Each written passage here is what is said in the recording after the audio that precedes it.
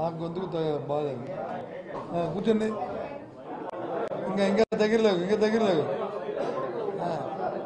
అయ్యి బాబు,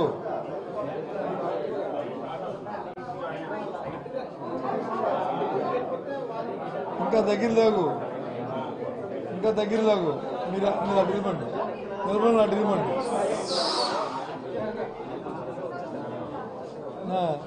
అది నిర్మల అటు ఇవ్వండి. కదా నిర్మల అటు ఇవ్వండి.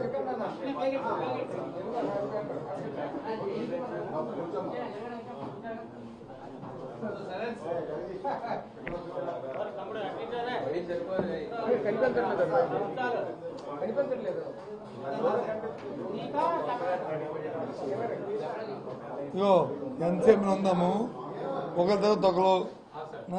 నేను ఒక నిమిషం మాట్లాడిన తర్వాత ఒక్క నిమిషం మాట్లాడతాను, ఎక్కువ మాట్లాడను.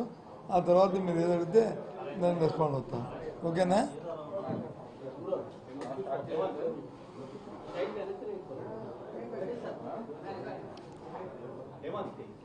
చాలా రోజులు అయింది మీతో కలిసి. అందుకే ఈరోజు ఈ ప్రెస్ కాన్ఫరెన్స్లో ఒక విషయాన్ని ఏదో 3-4 రోజులుగా చూస్తున్నాను, టీవీలోను పేపర్లోను అట్లా అన్నిట్లాను. ఊరికే గవర్నమెంట్ మీద ఆడిపోసుకోవడం, జగన్మోహన్ రెడ్డి గారి మీద ఆడిపోసుకోవడం తప్ప ఇంకా ప్రతిపక్షానికి ఇంకో పని ఏంటుంది? వాళ్ళకి ఏం చెప్పాలో ఏం చేయాలో తెలియక పాడిందే పాటగా అదే కంటిన్యూస్గా ఆ టేపు అలాగే వేస్తూనే ఉన్నారు. మేము 100 సార్లు చెప్తున్నాం, ఈ ప్రభుత్వం గత 4 సంవత్సరాల 10 నెలల కాలంలో ఇంకో 2 నెలలు కూడా కంప్లీట్ అయితే 5 సంవత్సరాలు అయిపోతుంది. ఈ నేపథ్యంలో నాయకులు కానీ ముఖ్యమంత్రి కానీ ఒకే మాట చెప్తున్నాం, ఈ 4 సంవత్సరాల ప్రజలకు ఏదైనా మేలు జరిగింది అనుకుంటే, మంచి జరిగింది అనుకుంటే, మీ తాలూకా జీవన ప్రమాణాలు పెరిగాయి అనుకుంటే, ప్రతి ఒక్కరూ కూడా పిల్ల పాప అందరూ హాయిగా ఉన్నారనుకుంటే, మీ పిల్లలకి వచ్చి విద్య వైద్యం, మీకు వైద్యం, మీ పిల్లలకి విద్య ఇంతకుముందు కంటే బాగా ఉన్నది ఈ ప్రభుత్వం పనితీరు అనుకుంటే మాకు ఒక అవకాశం ఇవ్వండి, మళ్ళీ మా గవర్నమెంట్ నుంచి రిపీట్ చేయండి అని చెప్పని జగన్మోహన్ రెడ్డి గారు పదే చెప్తున్నారు. ఆశీర్వదించమని ఆయన పదే చెప్తున్నారు. మేము కూడా అదే చెప్తున్నాం. ఊరిగా ఎందుకు మరి మాట్లాడుతున్నారో అర్థం అవ్వట్లేదు. అనొచ్చు కదా, ఇగో ఇది లోపం ఉంది అంటే. ఇప్పుడు నేను చెప్పిన 10 అంశాల్లో ఏది లోపం ఉంది, ఏది అందట్లేదు, ఏది చేయట్లేదు, ఇంతకు ముందు కంటే విద్యలో కానీ, వైద్యంలో కానీ, సంక్షేమంలో కానీ, వ్యవసాయంలో కానీ మేము అభివృద్ధి చేసాము, మళ్ళీ మాకు అవకాశం అంటే ఫైన్, తప్పు కాదు రాజకీయాలు. కానీ ఏమీ చేయక శూన్యాన్ని అరచేతిలో ఎక్కడి నుంచి చూపెట్టి మళ్ళీ వాళ్ళు తగుదమ్మా అంటే ముందుకు వస్తుంటే అది అమాయకులు కాదు.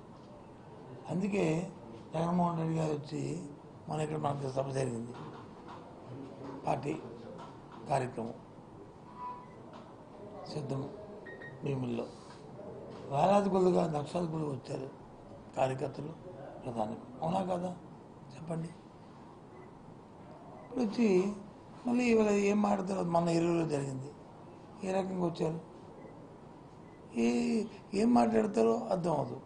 కాబట్టి దయచేసి అన్నీ పట్టుకొట్టుకొని కన్స్ట్రక్టివ్గా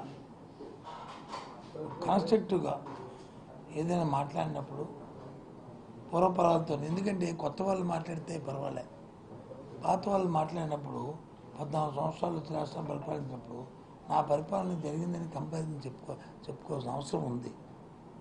దాన్ని వేగంగా మాట్లాడడం మాత్రం అది సాంప్రదాయం కాదు, ప్రజలు దాన్ని హర్షించరు. కాబట్టి దయచేసి కన్స్ట్రక్టివ్గా ఏదైనా ఒక చెప్పదలుచుకుంటే కంపారిజన్ చేస్తూ చెప్పండి, దానికి సరైన వివరణ ఇస్తాం, సమాధానం చెప్తాం అని మీ ద్వారా ప్రతిపక్ష పార్టీ అని తెలుగుదేశం, ముఖ్యంగా తెలుగుదేశం పార్టీకి తెలియజేస్తున్నాను. చెప్పండి, ఇంకేం కాదు.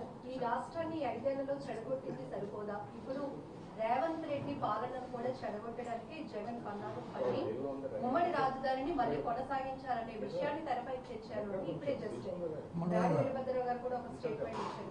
దాడి వీరభద్రరావు ఇచ్చినా ఇంకొకరు ఇచ్చినా ఉమ్మడి రాజధాని కొనసాగించిన స్టేట్మెంట్ ఎవరు ఇచ్చారు చెప్పండి, అంత ఎగురుతున్నాను. 10 సంవత్సరాలు ఉమ్మడి రాజధాని, 10 సంవత్సరాలు ఉమ్మడి రాజధాని, 10 సంవత్సరాల్లో అర్ధరాత్రి వచ్చి పరిగెట్టి ఓటుకు నోటు కేసులో వచ్చి అక్కడ వదిలేసి కట్టుబాట్లతో ఇంటికి వచ్చేసాము.